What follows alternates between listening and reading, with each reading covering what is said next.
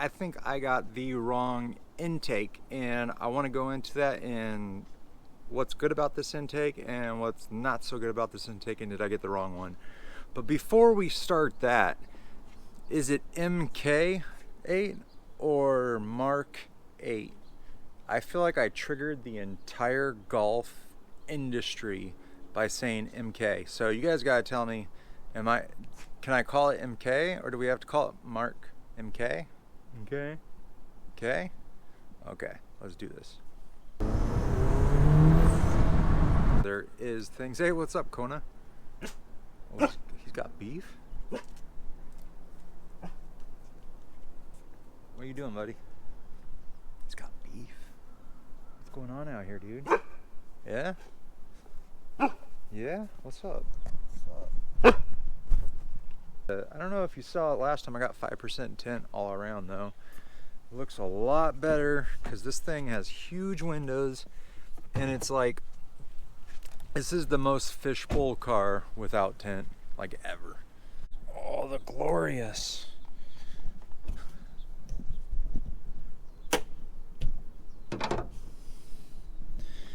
Alright, so I picked up the APR intake. So it actually, if you come back here where the turbo is, it replaces the turbo inlet valve. You can't really see it, but it's this piece right here. By the way, when you put this on, like, be very careful with the threading. It could be very easy to cross thread and get this wrong. So be very careful with that. It's got this too, but like look at how this has got to be the least impressive piece of material on an intake I've ever seen is this plastic tube. And I don't want to give hate because I think APR is a good product, but look how flimsy this is, and that's going to be part of my issue.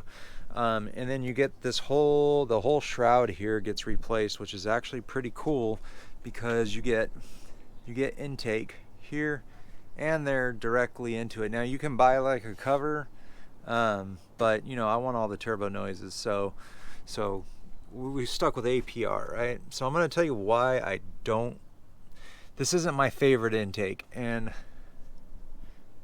it does look good though. I'll give it that. The stock intake shroud, this is closed off completely, and then this has a little door back here, and when you drive at speed it opens up and it blows air into the engine, and when you stop it closes so you don't get hot air into your stock intake. That's cool. This just gives it like a ram air effect.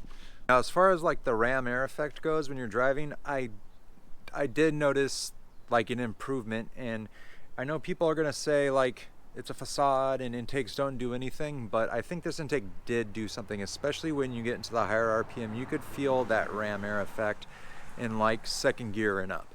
So I think that's noticeable. The stock diverter valve is pretty loud now, and you hear it almost like a blow-off valve, almost. And of course, good turbo intake noises, which I'll show you very soon, or now.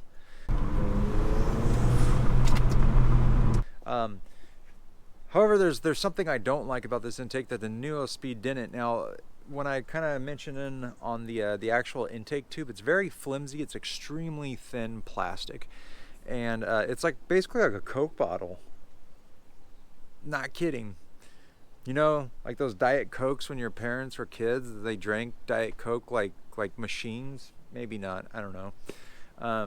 But it's super like you could squeeze that like no problem. The material itself for the intake tube actually feels pretty cheap to me. I'm sorry guys. It could stand to have some thickness, and because of that you can hear the stock diverter valve closing, and it's actually like a thunk.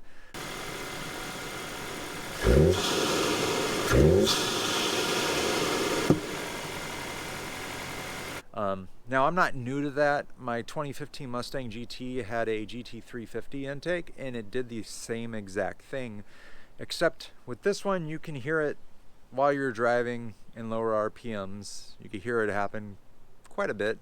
It's not like the end of the world, but I will show you what I'm talking about. The other part too of that is you get kind of a more engine sound because of that intake. It kind of resonates the sound a little bit differently, And it's not a drone by any means because it's not that loud, but it does create like noise that is just kind of a little off-putting. So the Neo Speed intake, it was just like turbo noises. You're done.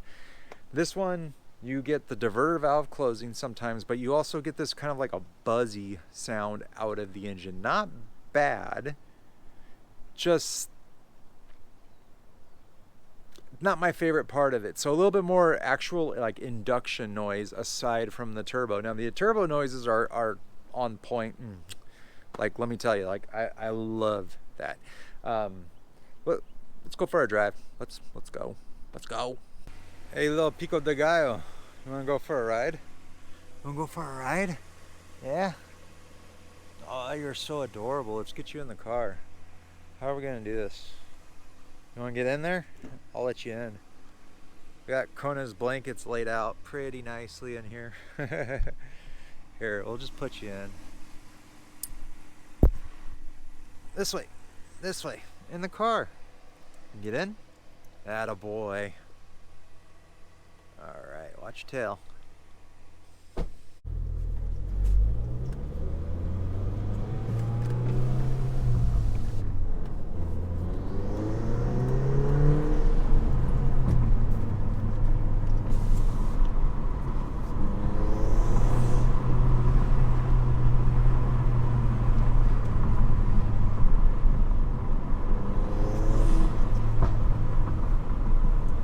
Yeah, you got the nice little pops out the back.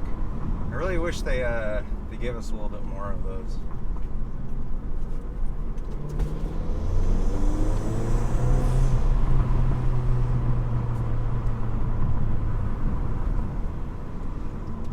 So the intake does kick ass. So it does what you want to do. You don't hear that thunk that often, but it does pop up.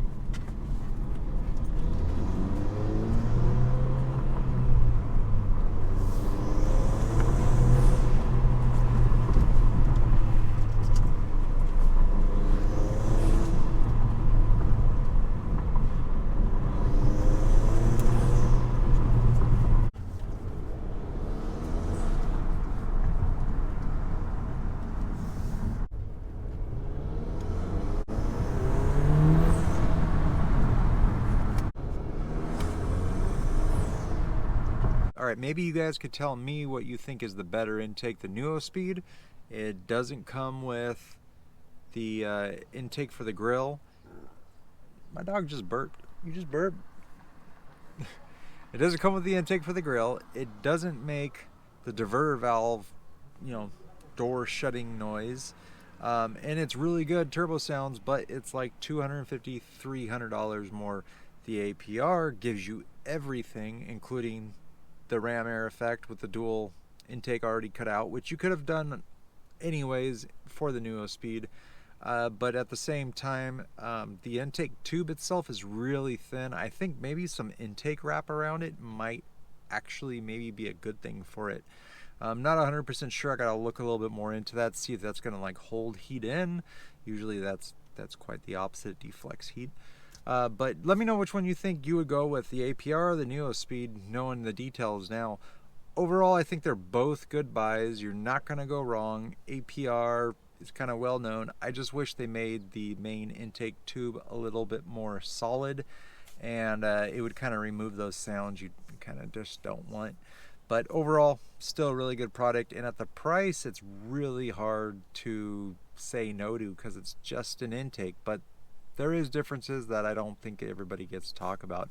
Another thing I want to mention is the APR also comes with the turbo inlet. Now this is just like a metal little piece of tube. It's like nothing, and it honestly is pretty light, and there's nothing to it.